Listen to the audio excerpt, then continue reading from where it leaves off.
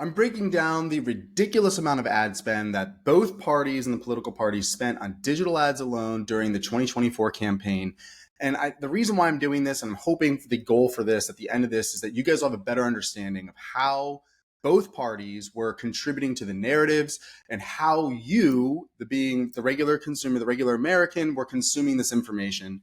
So I wanted to give you guys an idea around these numbers and how this kind of breaks down. And again, for those of you that don't know me, my name is Danny Murawinski. I run a digital marketing firm called Exabuilt. This is well within my wheelhouse of what we do all day long. So let's go ahead and jump in and take a look at some of the numbers. Okay, so first off, I want to caveat this with I got my numbers from Google searching and then also through some ChatGPT stuff. So some of this stuff is like a good idea. It's not 100% accurate, but it's as good as it can get, right? Or as good as I could do the research on in a short amount of time. So like for instance, the ad spend, I got that off of NPR, right? So we're seeing that basically in just digital ad spend alone, the Democrats spent about $5 billion collectively throughout the 309 days of the campaign. The Republicans spent about $4.1 billion, grand totaling about $9.1 billion just in digital ads alone across all the digital ad platforms. So this is your Meta, your Facebook, your Instagram, your LinkedIn, so on and so forth. The way that I did this is I looked at the total population inside of the US. So there's roughly about 335 million people in the US. So if you just simply do simple math and you take their number of 5 billion for the Democrats and you divide that against the population, that's roughly about $15 per person they budgeted for the duration of this campaign. In the Republicans, it was about $12. Collectively, we're at $27 per person in the US that was spent on digital ads, political ads alone. Now, this is where it gets interesting. So before I go further, you got to understand what a CPM is. And for those of you that aren't familiar in the digital ad space, this is a metric that we typically use to sell ad space. So a CPM stands for cost per milli, which the milli is for 1,000. So this is cost per 1,000 impressions, okay?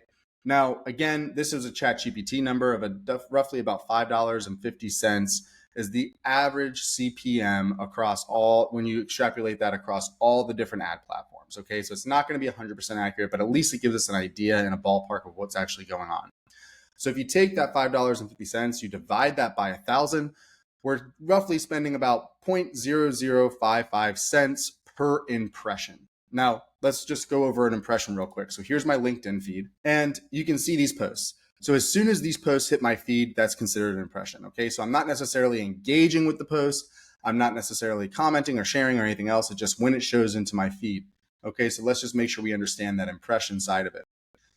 So if you take the total, a number of ads per person or impressions per person for the campaign, this is where we get interesting, right? So if we know that we're getting about $14 or $15 budgeted per person for the year, you divide that by 0.0055, you get about 2,720 impressions by the Democrats for the duration of the campaign, 2,264, roughly about 5,000 impressions for the 309 days just in political ads alone. That breaks down to roughly about 9 impressions. So that's 9 political ads showing up in your feed per person per day. On the Democrat side, that's 7 for the Republicans and about 16 that you saw per day, per person on all the different platforms and political ads. I think this part of it, you guys are like, yeah, I get it. I saw a bunch of political ads, right? I know I did, but this is important, guys. This is where it gets really, really interesting.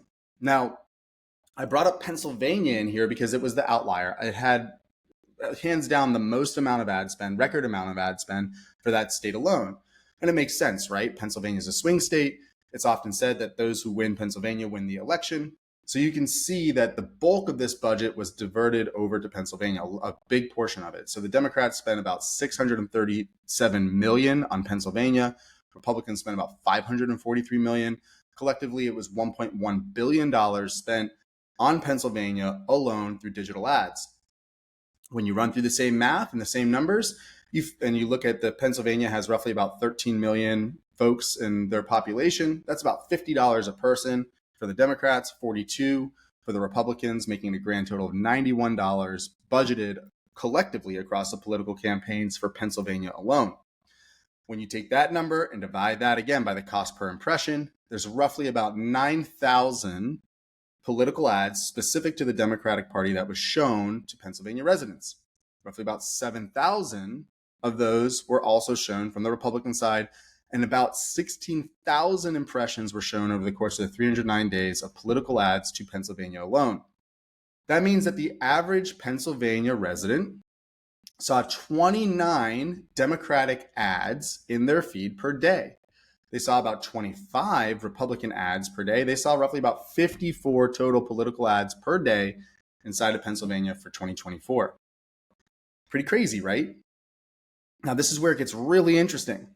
So if I come over here and I look at the total impressions served to the US in total, it's 1.7 trillion impressions were served to the US. Pennsylvania saw 214 billion impressions. Now, if we, again, this is where we're going to, get into a little bit of discrepancy. Some of you are power scrollers and you'll get through 10 posts in a minute. But again, this is a ChatGPT number. So on average, ChatGPT is saying across all the platforms, we see roughly about 2 posts per minute. So if that's the case, and knowing that the average time that a user spends on social media collectively per day is about 2.5 hours. So that means that we're consuming roughly about 300 posts per day. So when you look at that compared to the total population of the US per day, we're doing about 100 billion posts per day. And across the duration of the campaign, it was 31 trillion posts we consumed for the 309 days. And out of that entire number, about a little over 5% of that was political ads. Great, Danny. What does this all mean? What is this telling me? Well, let's first break down the algorithms inside of social media. So the social media has moved to what's called an interest graph algorithm. And you guys have probably seen this, which is, for instance, if you like funny cat videos and you watch a handful of them, you're going to start to see more of them in your feed. Well, guess what? If you're starting to see these political ads and one happens to resonate with you, well, you're going to start seeing more of that type of content into your feed. Now, let's take a step back from the political space and let's just talk about ads in general. I mean, we can go back to the Don Draper days of ads. The purpose of an ad is to elicit emotion within a human being. Now, on the political spectrum, what do we see from an emotional perspective? Fear, hate, these negative emotions. And why? Why the negative emotions versus the positive? And not to discredit, there is definitely positive emotion content out there too on both sides. I saw it. But a lot of it was broken down into the fear side of it. And that's what we typically grasp onto. And that's the type of content that we share. And that's what you're still seeing even posted today, post the election. And we saw a ramp up of that going into the election of a lot of fear. The reason why is because fear is one of the quickest ways to make a decision. It's one of the quickest ways that we as human beings react, and we emotionally react to it to make a decision or draw to a conclusion. So that's why you see so much fear on this stuff. And guess what? The ad folks, the ad space, they know this. They understand this. That's why they put it out there. Think about FOMO. I mean, all of the FOMO ads that are out there, right? So you take that, right? And now we're looking at roughly about 54 just in Pennsylvania alone. So 54 political impressions per day per person. Man, the odds are pretty high that you're going to engage with one of those, and it's going to start to shift your narrative inside of your social media feed. You're going to start to see more similar types of posts. You're going to see where other people are resharing similar threads and veins of content that you guys are consuming. And guess what? You do that over enough time, and you're going to start to get controlled by the narrative. It's the way it works, folks. And this isn't something new. This isn't something malicious isn't even the right word for it.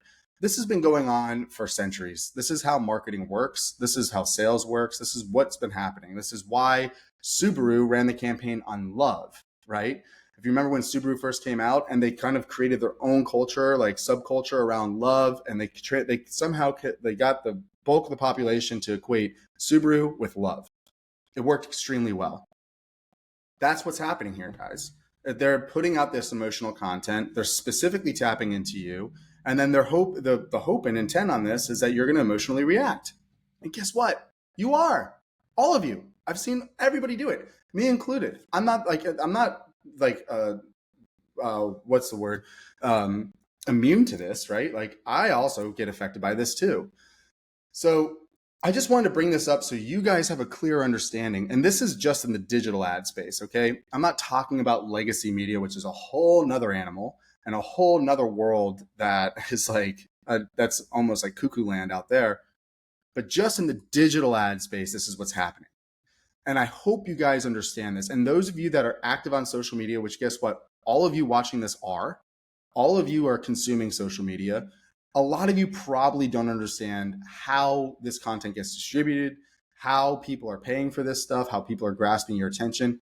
You probably need to get educated on this stuff. And that's why I created this, is to help shed some light for you to understand how content's created, how ads work, and how they're distributed over to you, and how much of this budget is spent on you, and to help control your decisions. That's why I believe moving forward, we need to take an objective lens, folks. You guys are all smart. Like I don't subscribe to the bulk of the population stupid or people are ignorant.